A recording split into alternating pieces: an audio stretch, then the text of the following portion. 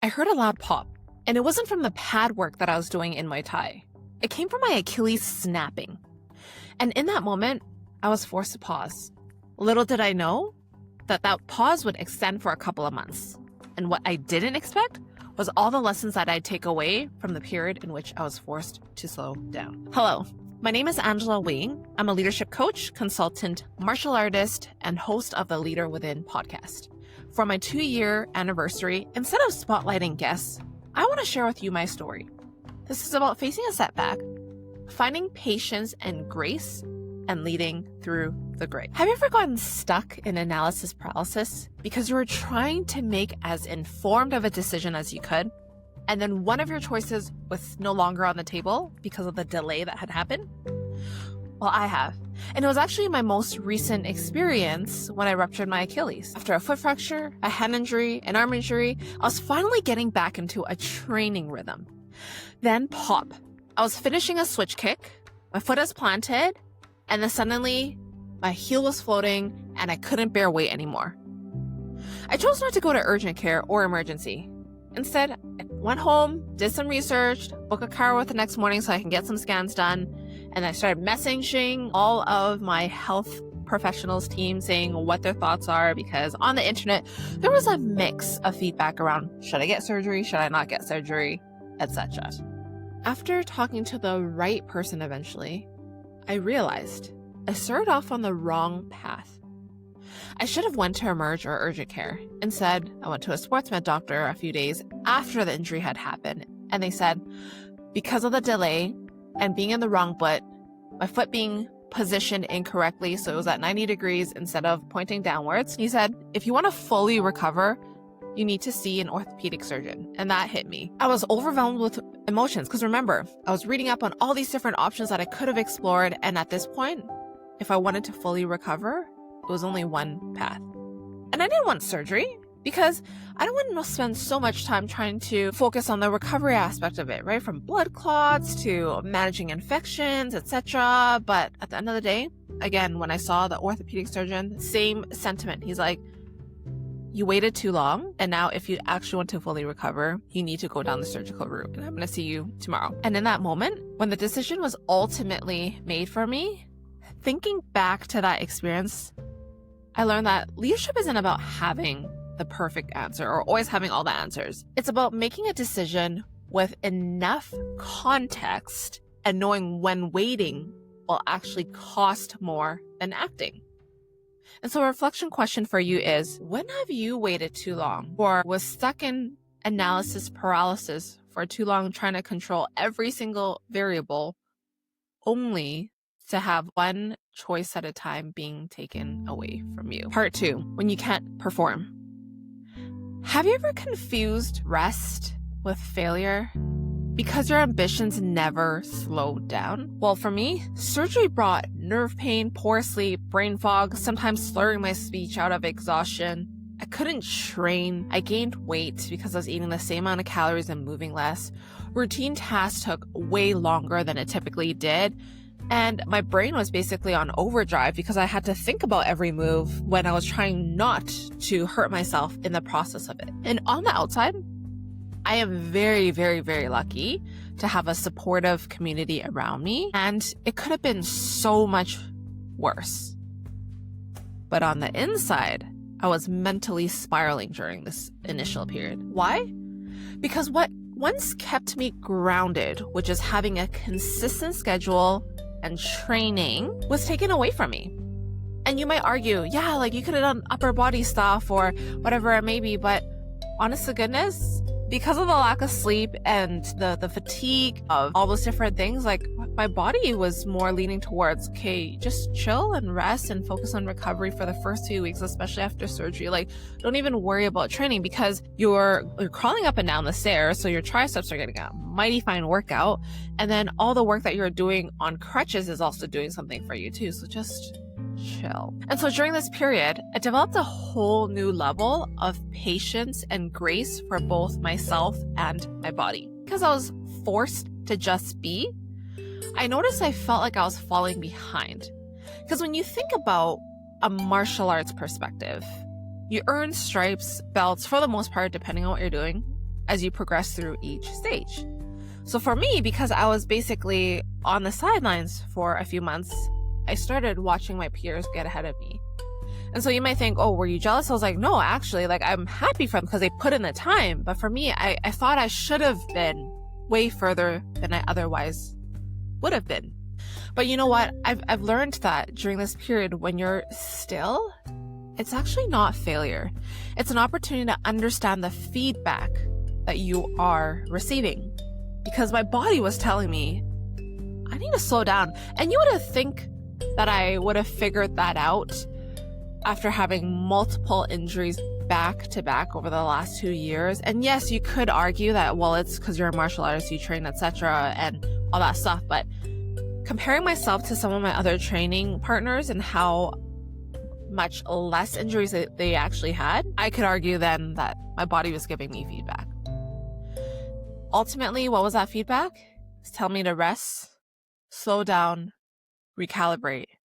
And through that, I was reminded as a high performer to not measure my worth against my productivity and output. Because how often do we get caught in that trap? And at the end of the day, pausing and actually slowing down in a world where it feels like everything is moving so fast gave me opportunities to appreciate moments of life and actually live it. And it's not wasted time because of that. So what is a strength can be a double-edged sword. And I'm learning to recognize when powering through isn't a strength, when it becomes self-sabotaging behavior. And while life may have sprints, life itself is not meant to be a sprint. So a few things to reflect on. When was the last time you were either forced to slow down or actually slow down yourself so that you can intentionally move forward the way that you want to? And how did it benefit you? Part 3, trusting yourself and the process. After months on crutches, the day I started to bear weight again was absolutely humbling. My balance was unsteady. I had sharp pain in my knee. My muscles had atrophied. My foot was weak and felt like it hurt when I was trying to put all that weight back on again. I honestly felt discouraged because once upon a time, all of this was easy for me. But after a few rehabs in and questioning every move that I was making, my physio looked me in the eye and said, Angela, trust your feet and your body to do what it needs to do. And up until that point, I was layering every aspect of information that I could find online through ChatGPT, Perplexity, YouTube, on top of what my physiotherapist was suggesting. You might be wondering why. Well, it's because I was trying to accelerate my recovery as much as I humanly could, thinking that if I had all this input, it would really help. But what I quickly learned was that it did not help. It sent me in a spiral because I was trying to compare myself against people's highlight reels, not fully getting their context. And remember, recovery isn't a one-size-fits-all experience. And when it comes to life in general, one-size-fits-all solutions don't typically work because it fails to take into consideration all the nuances of a situation. So remember, context matters, comparison creates noise. And progress, it comes when you have the ability to pause long enough to listen to your body and commit to a plan that is actually grounded in your own reality, not someone else's highlight reel. When I let go of the need to optimize everything and instead anchor myself in my own context, I actually had more of a sense of peace, that I was exactly where I needed to be. And along the way, I learned lots of lessons because I had so much time to actually reflect on my journey in itself. And I actually want to share 5 of them with you. 1, all the advice in the world means nothing if it doesn't take your context into account, whether it's in rehab, business, martial arts, and life in general. 2, you choose your own pain. It's either the discomfort associated with progress and growth or the slow ache of short-term comfort. And what do I mean by that? An example could be, well, yeah, the physio exercises, all the needling and all that stuff, was extremely painful initially because your body hasn't been doing what it is built to do for a long time. So I could have been like, no, you know what? I'll go to physio and then I'll come home and do absolutely nothing. But would I progress as quickly as I have? Probably not. And would I have long-term implications? Probably. And so that's where that lesson came from. 3, Recovery is as much psychological as it is physical.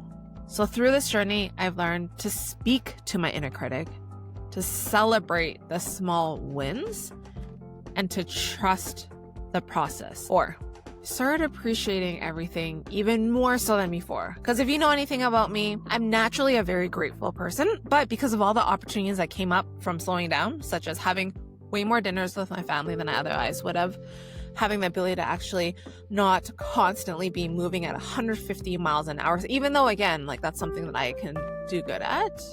But I started remembering like, wow, like being able to enjoy a walk, whether it's by a river with my mom, right? Or having a lunch walk so I can actually give my body a break from sitting and enjoy the fresh air, to training, to having the ability to move without thinking and driving to places and grabbing groceries independently without thinking about all the logistics around it. 5, resilience doesn't come from resisting change or the hiccups that life throws at you. It's actually built through learning how to navigate it.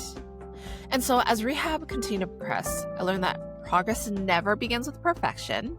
It begins with showing up, being intentional, doing the work, trusting the reps that I've put in, and adjusting as I go. So this whole journey was never just about physical recovery. It was about slowing down in a world that constantly pushes us to go fast, so I can lead more intentionally, understand what truly matters, and it made me even ask, how can I actually build a community where people feel seen, supported, and equipped to lead themselves and others through the gray? Section 4, what's next for the Leader Within podcast? If you're new, welcome. I help purpose-driven leaders lead through the gray. My why is inspired by my family's journey. As the daughter of refugees who rebuilt their lives in Canada so that their children can have better futures, I've seen the value of discipline, curiosity, resilience, and the spirit of community. And these are the qualities that I bring into every aspect of my work, including this podcast. I learned that leadership isn't about titles or highlight reels. It's about the gray, those messy in-between moments, so that you can learn how to lead yourself and others through it. And that's also where growth happens. As I work towards my black belt in Brazilian Jiu-Jitsu and build a career as a multi-passionate professional, I want to bring you along, not for the highlight reels and the wins alone, but for the lessons, the missteps, and the mindset shifts required, so that you know that you're not alone as you navigate the gray areas and lead the leader within. My hope? That this space offers room for you to pause and reflect on what meaningful success and leadership effectiveness looks like for you, especially when we're so used to allowing our external factors dictate and mold how we should be. And that together we'll build a curious, collaborative community grounded in authentic, people-centered leadership. So if any of that resonates with you, hit that subscribe button. You can comment below and even reach out to me on LinkedIn to connect. Thanks for tuning in, and I can't wait to stay in touch with you on my next episode.